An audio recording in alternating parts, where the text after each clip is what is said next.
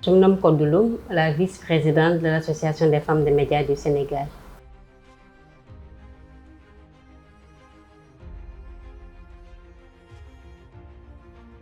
Dans le paysage médiatique sénégalais actuel, le rôle de la FMS est d'accompagner les femmes qui sont au sein des médias, les orienter, les accompagner, les former, réveiller le leadership qui dort en elles, les managers, les outiller dans plusieurs thématiques, des thématiques d'actualité, pour qu'elles puissent sauter d'un, de deux ou même de trois pas, avancer et ne pas stagner dans un niveau en tout cas très très bas.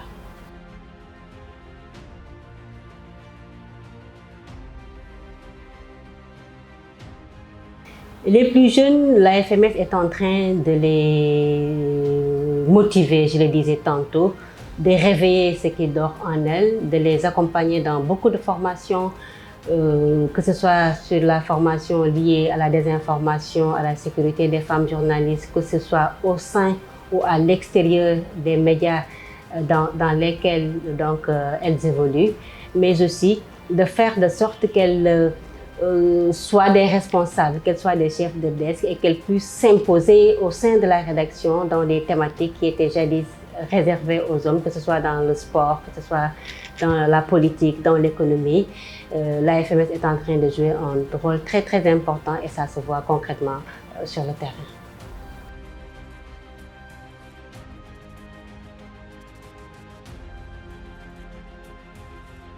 Donc la FMS a toujours été présente quand une de nos consoeurs s'est retrouvée dans une situation critique, que ce soit qu'elle soit victime d'injustice ou de violence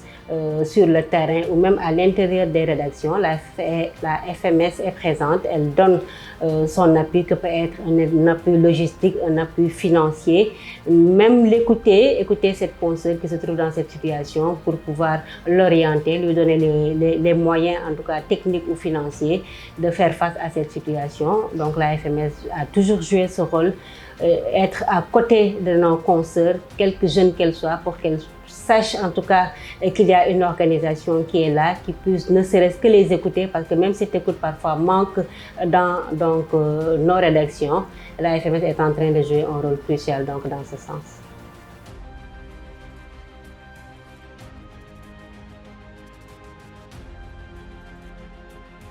Alors, nos initiatives sont en train de montrer des résultats que nous jugeons concrets, parce qu'on se rend compte que beaucoup de ces jeunes femmes qui sont au sein des médias aujourd'hui osent plus, elles font des choses qu'elles ne faisaient pas auparavant, elles osent se positionner, notamment dans les concours, que ce soit au sein de la rédaction, elles occupent certains postes qui les sort un peu, en tout cas, de simples jeunes reportrices qui ne va que pour prendre des sons, mais qui prennent des initiatives, qui animent des émissions d'une importance capitale, des thématiques qu'elles n'osaient pas, en tout cas, animer. Elles se retrouvent au devant de la scène, comme tous les confrères et autres consoeurs. Elles osent, et ça, nous le constatons des visus sur le terrain.